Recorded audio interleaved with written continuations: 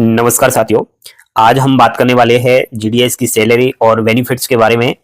आप लोगों को पता होना चाहिए जीडीएस की वैकेंसी आ चुकी है, फॉर्म भरे जा रहे हैं। 10वीं पास बिना किसी लिखित परीक्षा के 10वीं के परसेंटेज के आधार पर इसमें डायरेक्ट नौकरी लग रही है और फॉर्म की लास्ट डेट 3 मार्च है। तो आप लोग फॉर्म अप्लाई कर रहे हो, लेकिन एक बार बार प्रश्न आ रहा था, सर जीडीएस की सैलरी कितनी होती है। तो आप लोगों को मैं सैलरी यहाँ पर बड़ी ही डिटेल्स के साथ प्रोवाइड करवा रहा हूँ। सुनिए, जीडीएस का वेतन जो है समय के साथ इसमें वृद्धि होती है। ये चीज आप बिल्कुल ध्यान में रखिएगा।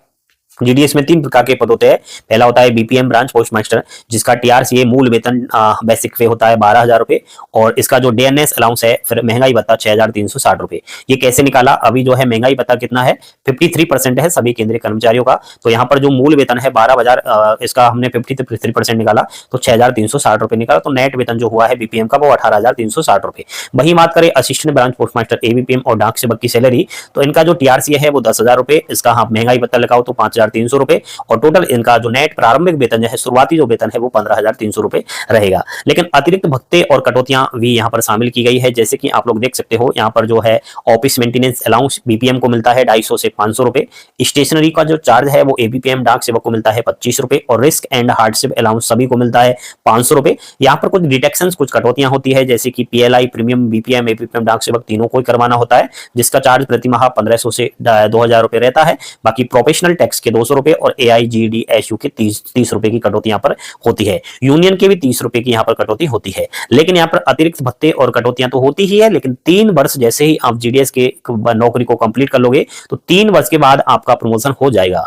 तो प्रमोशन होने के लिए क्या होगा, आपको एक एलडीसी नाम से डिपार्टमेंटली पेपर होता है, वो पेपर फाइट करना होगा, और आपका जो प्रमोशन है वो एमटीएस के पद पर हो जाएगा। तो 3 वर्ष बाद जब एमटीएस के पद पर आपका प्रमोशन हो जाएगा तो फिर आपकी सैलरी कितनी बढ़ जाएगी वो मैं आपको बता देता हूं। देखो भाई, यहाँ पर जो बेसिक पे है वो 18,000 रुपए हो जाएगा। आपका जो महंगाई भत्ता है वो 9,540 रुपए, और स्पेशल डीएनएस अलाउंस के 3600 रुपए, अटेंडेंस बोनस के 900 रुपए, और टीए ऑन टीपीए के 279 रुपए। टोटल जो अर्निंग है वो 32,319 रुपए हो जाएगी। लेकिन यहाँ पर कुछ डिटेक्शन, कुछ चार्जेस है, जैसे कि एनपीएस के 2358 रुपए, पीएलआई के 2301 रुपए, यहाँ पर सेविंग फंड के 10 रुपए, और प्रोफेशनल टैक्स के यहाँ पर 200 रुपए काट करके टोटल जो डिटेक्शन हो जाता है वह है 4,869 रुपए हो जाएगा है। तो नेट जो है इसका जो वेतन बनेगा वो 27,450 रुपए होगा।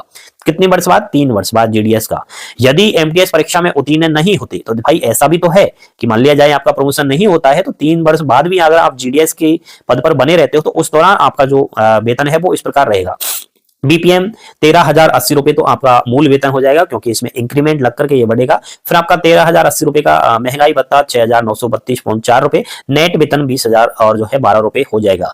एबीपीएम डाक सेवक की बात करूं तो 10,900 रुपए बेसिक पे, एंड आपका डीएनएस अलाउंस 5,777 रुपए, नेट जो वेतन है वो 16,677 रुपए हो जाएगा 3 वर्ष बाद। 5 वर्षों के बाद जीडीएस का वेतन, तो देखो भाई 5 वर्ष अगर आपको जीडीएस के पद पर कार्य करते हो जाएंगे तो 5 वर्ष के बाद डिपार्टमेंटली वैकेंसी आती है प्रमोशन हेतु पोस्टमैन और मेलगार्ड पद के लिए।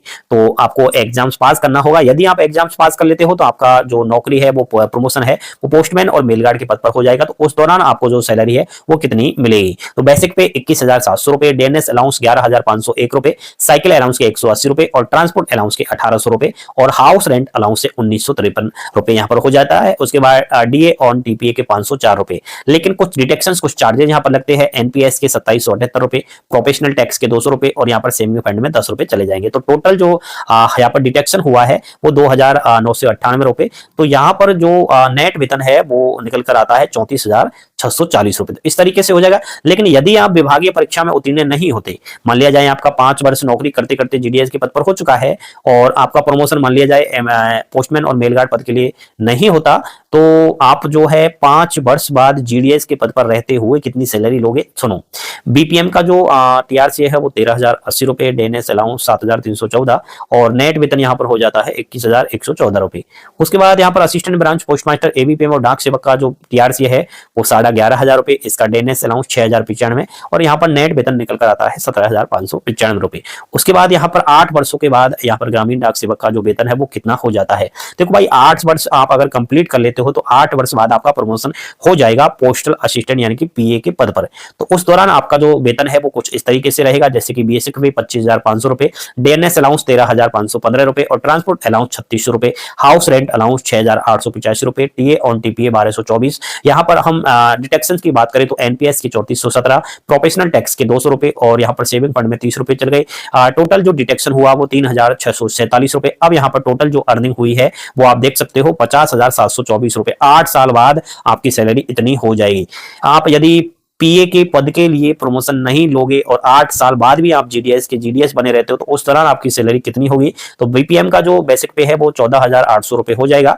उसके बाद इसका जो महंगाई भत्ता है वो 7,886 रुपए। टोटल जो नेट वेतन है बीपीएम जीडीएस 22,766 रुपए हो जाता है। वहीं बात करें एबीपीएम और डाक सेवक का टीआरसीए यानी कि मूल वेतन की तो 12,400 रुपए। देखो ये इंक्रीमेंट बढ़ के कितना हुआ है, शुरुआती कितना था 12,000 तो बीपीएम का टीआरसीए था, अब हो चुका है 14,880 रुपए। एबीपीएम डाक सेवक शुरुआती टीआरसी कितना था 10,000 रुपए, लेकिन ये बढ़कर कितना हो चुका है 12,400 रुपए। इसका महंगाई भत्ता 6,572 रुपए और टोटल जो नेट वेतन है 18,972 रुपए हो जाएगा। 10 वर्ष बाद जीडीएस का वेतन, मान लिया जाए 10 वर्ष बाद भी कोई डिपार्टमेंटली एग्जाम्स में आप पास नहीं हुए हो तो फिर आप जीडीएस के पद पर रहेंगे। जीडीएस के पद पर रहते हुए सैलरी 10 वर्षों बाद देखो भाई बीपीएम का जो बेसिक पे है वो 15,600 रुपए, इसका महंगाई भत्ता 8,268 रुपए, नेट वेतन जो है 23,868 रुपए हो जाता है। असिस्टेंट ब्रांच पोस्टमास्टर एबीपीएम और डाक सेवक का जो टीआरसी है वो 13,000 रुपए, डीएनएस अलाउंस 6,890 रुपए और नेट वेतन 19,890 रुपए यहाँ पर हो जाता है। 15 वर्षों के बाद जीडीएस का वेतन कोई डिपार्टमेंटली एग्जाम उत्तीर्ण नहीं हुए फिर क्या रहेगा? तो ब्रांच पोस्टमास्टर 17,700 रुपए, टीआरसी महंगाई भत्ता 9,222 रुपए, नेट वेतन 26,622 रुपए। असिस्टेंट ब्रांच पोस्टमास्टर और डाक सेवक दोनों का वेतन समान होता है तो इसका जो टीआरसीए है वो 14,500 रुपए, महंगाई भत्ता 7,685 और जो नेट वेतन है वो 22,125 रुपए निकलकर आता है। 20 वर्ष बाद जीडीएस का वेतन आप लोग देख सकते हो, जीडीएस का वेतन 20 वर्ष बाद कितना हो जाएगा? तो बीपीएम का जो टीआरसीए है वो 19,200 रुपए, डीएनएस अलाउंस 10,176 रुपए और नेट वेतन 29,376 रुपए हो जाएगा। 16,000 रुपए तो एबीपीएम और डाक सेवक का बेसिक पे और महंगाई भत्ता 8,480, नेट वेतन 24,480 रुपए। यानी कि आप लोग यहां पर देख सकते हो, अच्छी तरीके से देख सकते हो कि जीडीएस का जो बीपीएम का पद है उसका बेसिक पे बहुत ज्यादा हो जाएगा 29,376 रुपए और 24,780 रुपए। बाकी दोस्तों यहां पर मैंने ये भी बता रखा है कि वेतन को प्रभावित करने वाले कारक कौन कौन से हैं। अक्सर आप लोग बार बार पूछते रहते हो, जो प्रश्न है उनका भी मैंने आंसर दिया है, तो ये तो आप वेबसाइट पर देख लेना। लेकिन एक बात को मैं आप लोगों को यहां पर बताना चाहूंगा, अभी जो मैंने ये 20 वर्षों का अगले 20 वर्षों का जो जीडीएस का वेतन बताया है ये 7th जो है सेंट्रल पे कमीशन 7वें वेतन आयोग के अनुसार बताया है, लेकिन आप लोग को भूलना नहीं चाहिए अभी 8वें सेंट्रल पे कमीशन का जो है गठन हो चुका है और ये 2026 से लागू हो जाएगा। तो आपका जो मूल वेतन है इसमें काफी उछाल होगा। आप लोग जो आज ये सैलरी मैंने आपको बताई है इसमें 2 गुना आप लोग कर सकते हो, तो बहुत ज्यादा सैलरी है। बिल्कुल आप लोगों को घबराने की आवश्यकता है ही नहीं साथियों। यहाँ पर जो मैंने आपको ये बताया है, जैसे कि बीपीएम का जो बेसिक पे है वो 12,000 रुपए है, ये डायरेक्ट आपका बढ़ करके 20,000 क्रॉस करेगा। तो जैसे जैसे ये बढ़ेगा वैसे वैसे यहाँ पर भी आप जो है महंगाई भत्ता में प्लस कीजिए, फिर आपका नेट वेतन ऑटोमेटिक बढ़ जाएगा। तो ये 8th सेंट्रल पे कमीशन 2026 जनवरी से जो आ रहा है उसमें ये चीज आपको देखने को मिलेगी। तो आप लोग जरूर ज्वाइन करें। जीडीएस एक शानदार वैकेंसी है, शानदार इसकी सैलरी है। बिल्कुल भी आप लोग ये ना सोचिएगा कि सैलरी बहुत कम है, काफी सारी सैलरी है। आप एक बार खुद से भी इस चीज को देखने के लिए हमारी वेबसाइट पर विजिट करें। हमारी वेबसाइट का लिंक वीडियो के डिस्क्रिप्शन में है। जानकारी आप लोगों को पसंद आई तो लाइक शेयर सब्सक्राइब करना नहीं भूलिएगा। थैंक यू, धन्यवाद।